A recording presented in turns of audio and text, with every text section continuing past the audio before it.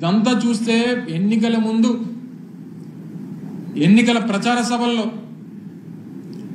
కూటమి పార్టీలకు చెందినటువంటి నాయకులు మాట్లాడినటువంటి మాటలను ఒక్కసారి గుర్తు చేసుకోమని చెప్పి కోరుతా ఉన్నా.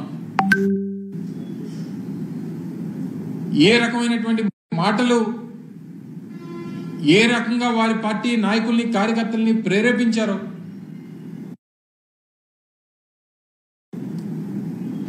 ఏ రకంగా రేపు అధికారంలోకి వస్తే వారి మీద దాడులు చేస్తామన్నటువంటి ఒక మెసేజ్ని ఎన్నికల కన్నా ముందే ఏ రకంగా కూటమి పార్టీకి చెందినటువంటి నాయకులు ఇచ్చారో అనేటువంటిది ఒకసారి గుర్తు చేసుకోమని చెప్పి కోరుతా ఉన్నాం. గడిచినటువంటి 45 రోజులుగా ఆంధ్రప్రదేశ్ రాష్ట్రంలో భారత రాజ్యాంగాన్ని పాటించట్లేదు. గడిచినటువంటి 45 రోజులుగా కూటమి ప్రభుత్వం నడిపిస్తున్నటువంటిది కేవలం రెడ్ బుక్ రాజ్యాంగాన్ని మాత్రమే నడిపిస్తా ఉంది అనేటువంటి విషయాన్ని ఈ సందర్భంగా మీ ద్వారా ప్రజలకు తెలియజేస్తా ఉన్నాం. దానికి అనేక ఉదాహరణలు,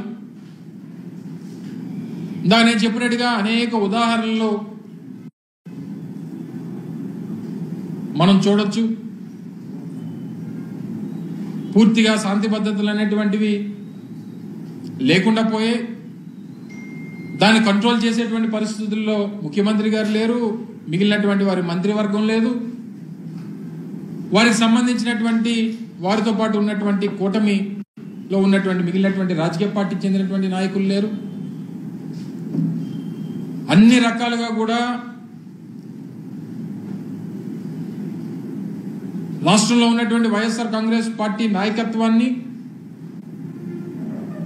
వైఎస్ఆర్ కాంగ్రెస్ పార్టీ నాయకత్వం దగ్గర నుంచి కింద స్థాయి కార్యకర్త వరకు ఏ రకంగా బెదిరించాలి, భయపెట్టాలి, ప్రాణాలు తీయాలి, నేరుగా ముఖ్యమంత్రి స్థానంలో ఉన్నటువంటి చంద్రబాబు నాయుడు గారు కూడా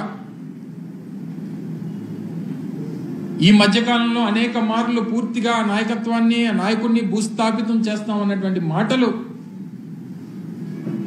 అనేక సందర్భాల్లో ఈ మధ్యకాలంలో చెప్తున్నటువంటి విషయాన్ని కూడా మనం చూస్తూ ఉన్నాం. ఏ రకమైనటువంటి మెసేజ్ని ఈరోజు మీరు సమాజానికి ఇస్తా ఉన్నారు? రేపు ఈ రాష్ట్రానికి ఎవరైనా రావాలన్నా, స్వేచ్ఛగా రోడ్ల మీద తిరగాలన్నా ఏ రకమైనటువంటి పరిస్థితులు ఉండబోతా ఉన్నాయో అనేటువంటి దానికి గడిచినటువంటి 45 రోజులుగా జరుగుతున్నటువంటి పరిణామాలను ఒక్కసారి అర్థం చేసుకోమని చెప్పి కోరుతా ఉన్నాం.